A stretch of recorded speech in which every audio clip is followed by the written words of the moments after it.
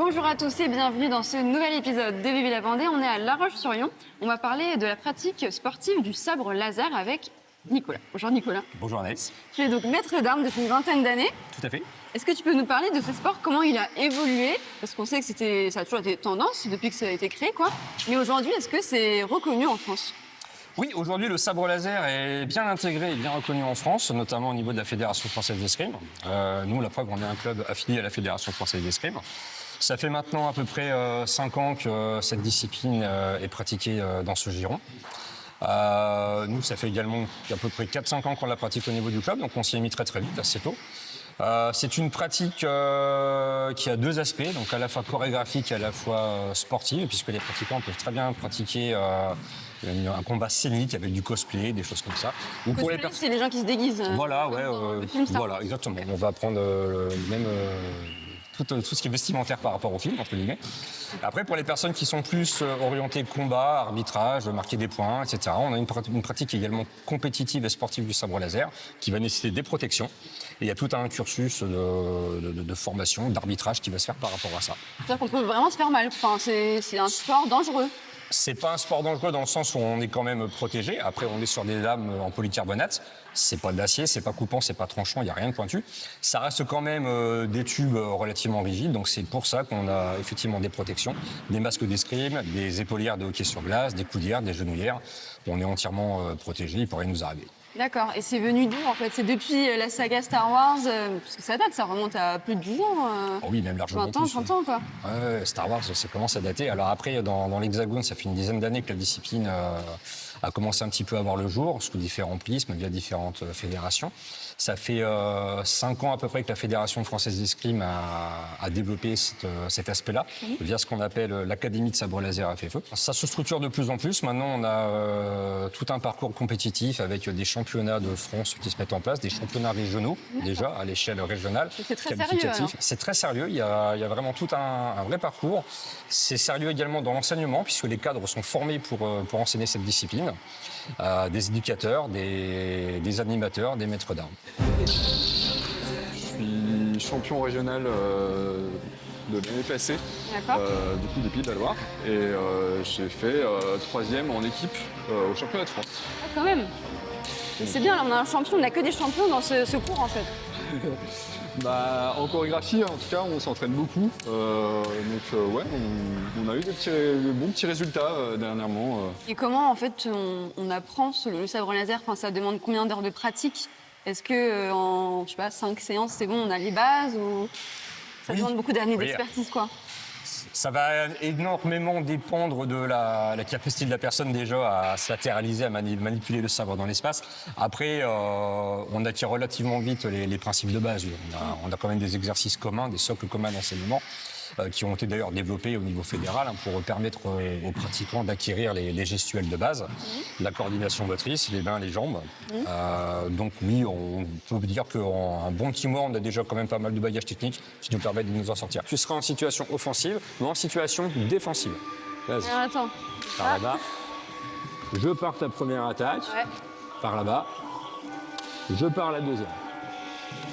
Ah ouais, c'est technique, hein. Et après, un truc plus rapide, genre...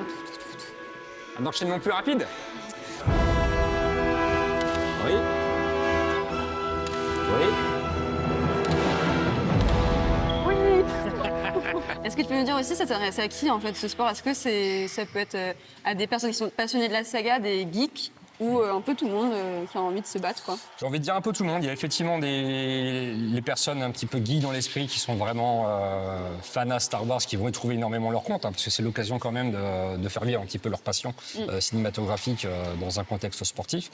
Mais ça va aussi attirer les personnes qui sont un petit peu plus orientées compétition, justement peut-être des gens qui viennent davantage de sports de combat, voire même tout simplement de l'escrime sportive, mais qui ont envie d'avoir un rapport différent à l'arme, qui ne sera pas un vecteur arme en acier, arme combat aux Jeux Olympiques, mais quelque chose d'un petit peu plus ludique, d'un petit peu plus fun. Je suis, on peut dire, un geek dans le sens où j'ai été abreuvé de culture geek toute ma vie et Star Wars est un des univers qui me passionne. Donc oui, ça a aidé effectivement à ce que je m'inscrive au sabre laser. Mais je pense que c'est à la fois la combinaison d'un univers de fiction qui me plaisait déjà et d'un sport qui m'a beaucoup attiré toujours, qui est l'escrime. Est-ce que ça s'essouffle pas le nombre d'adhérents parce que plus les années passent, plus Star Wars ça devient ancien. Là, c'est. J'ai envie de dire au contraire, on a de plus en plus d'adhérents qui rentrent dans les clubs. Déjà, on arrive à sensibiliser encore davantage les jeunes, parce que c'est une discipline qui fonctionne très très bien dans le contexte scolaire. Centre de loisirs, le sabre laser, on va pas se mentir, ça fait rêver les jeunes. Donc après, c'est des jeunes qu'on est amené à retrouver en club, parce que la sensibilisation qui a été faite sur les centres de loisirs a fonctionné. Puis, étant donné que maintenant on a une médiatisation qui est de plus en plus importante via les compétitions et les championnats de France, ça fait parler et on a de plus en plus de monde qui vient nous voir. Pour l'instant, je suis champion régional et je vise champion national actuellement. Qu'est-ce qui te plaît dans ce sport totalement insolite et décalé? C'est tout ce qui est côté créativité avec le côté chorégraphique que je fais et très énergique dans ce qu'il y a en général. Est-ce que c'est la saga Star Wars qui t'a amené à ce sport ou pas du tout? Pas du tout, parce que j'ai regardé qu'un seul film. Voilà, c'est ça, c'est quand même pas notre génération, quoi. Non, pas du tout, mais on va dire que j'aime beaucoup tout ce qui est sport hors du commun, on va dire. Comme quoi, par exemple? D'autres? BMX, qui est pas trop commun.